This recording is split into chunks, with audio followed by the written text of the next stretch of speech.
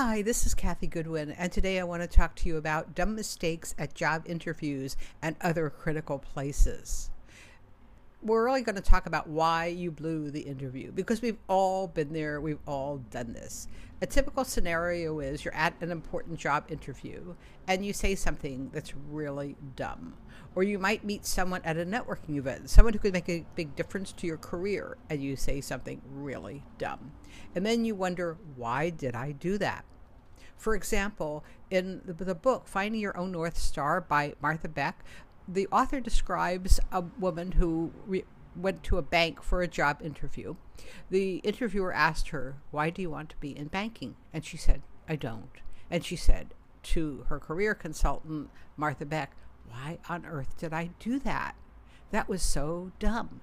And her career consultant said, "Do you really want to be in banking?" And she said, "No."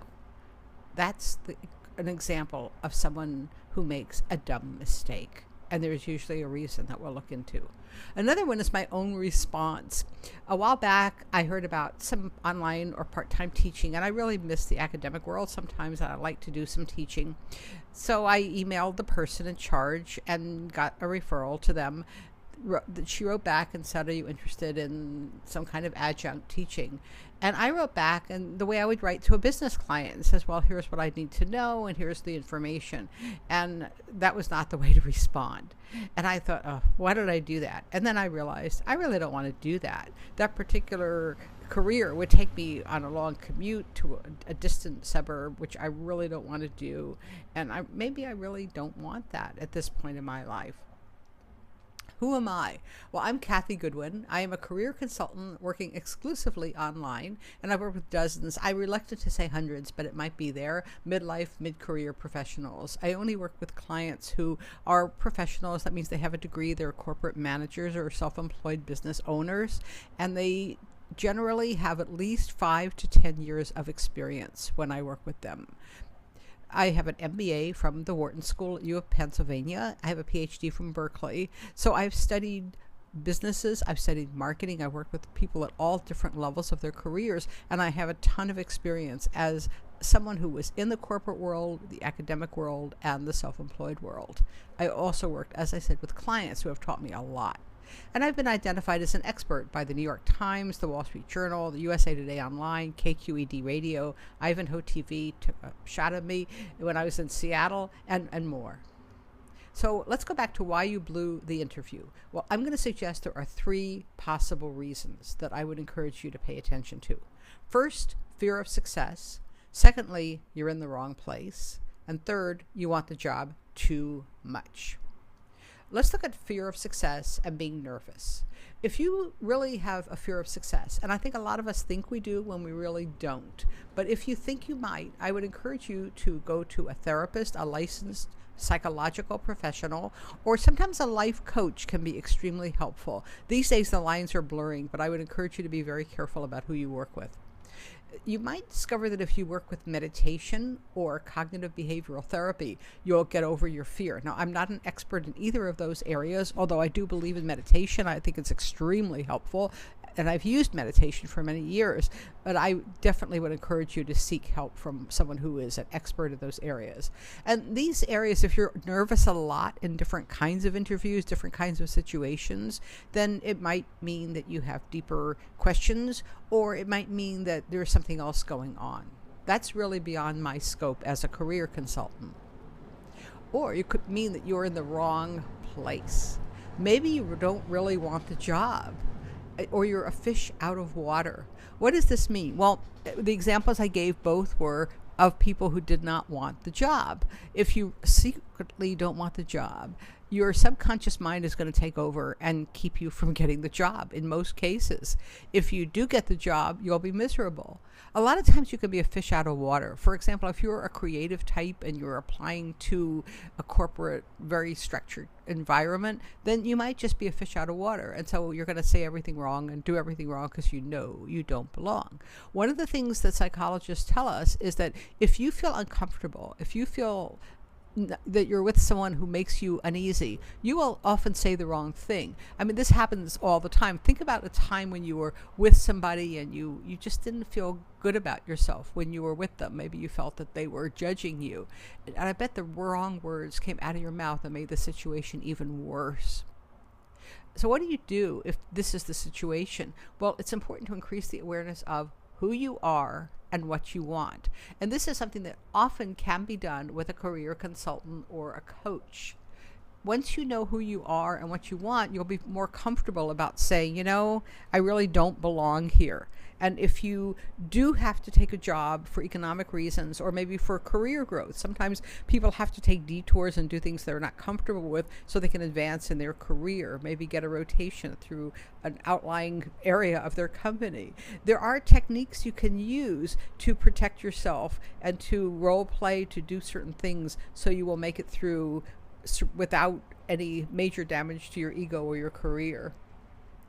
Or you might want something too much. This is extremely common among my clients.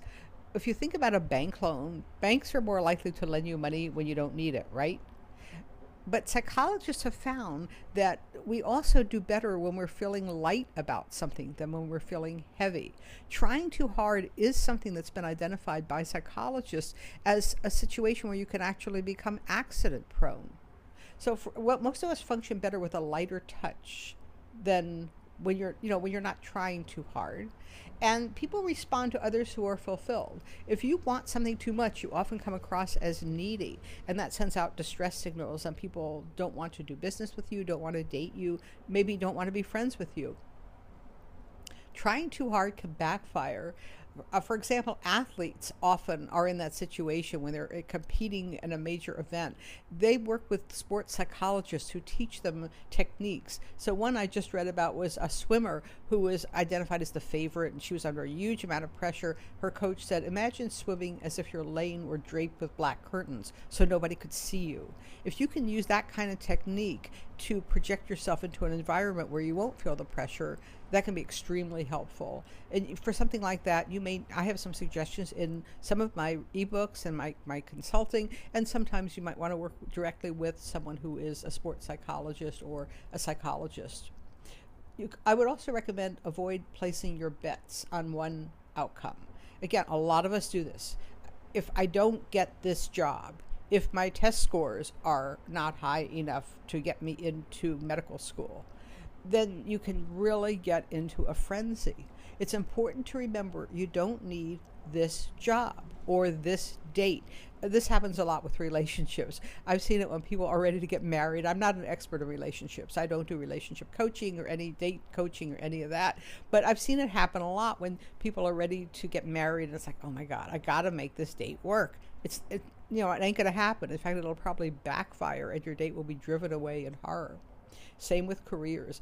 I know myself when I was in the corporate world and the academic world interviewing for jobs, a lot of times I think I got job offers just because I was relaxed, and people said, when we interviewed you, we thought you didn't even care. You were just so calm. And the reason was I had a plan B. I always had something else on the back burner. Not always, I can't say I'm necessarily smarter than other people. I've just been very lucky. But I also do some planning, and I don't want anything to be my very last desperate gasp. And these are such things that a career consultant or a life coach can help you with. Generally, you need to know someone who understands careers, understands the world of work to create your plan B. If you have a plan B, it's much easier to implement the first two suggestions. You will probably be less affected by pressure because you'll say, if this doesn't work out, I got 6 other things waiting. And you'll probably be less likely to avoid placing your bets on one outcome because you'll have multiple outcomes under your consideration. Additionally, and finally, I want to suggest that you know how you respond to risk. I have been discussing this since I first became a career consultant online. Some people say, I sleep well if I don't know how the mortgage will get paid this month. But I once had a client, and I'm not making this up, who said, I can't sleep unless I'm earning $300,000 a year or more. Those positions are extreme. Probably you lie somewhere in between, but it's very important to know your own risk factor because then you won't be pushed. A lot of times you'll find someone saying, oh, go ahead, just quit your job, you'll be fine. But you may not be comfortable with that. They may be comfortable with it, but you're not. Alternatively, you may get advice, no, you cannot quit. You cannot retire because you need to have more in the bank. And you need to be aware that maybe you can tolerate a higher risk or you have ways of working around that. So it's extremely important to know where you fit. And this is sometimes where a career consultant can help. And sometimes you also work with a therapist or a coach in these areas. If you would like more information and support from me, here are the places to go. My midlife career strategy site has been around a while. It's an outgrowth of my very first site on the internet, and I work with all kinds of clients who are midlife, mid-career, and motivated to move. I also offer a one-time session because I find a lot of people just need one call, not a series, not 6 months. If you click on the Bud URL link, that'll bring you to my one-time program. And if these links don't work, just copy them and put them into your browser. Thanks for joining me today, and I wish you luck in whatever path you choose.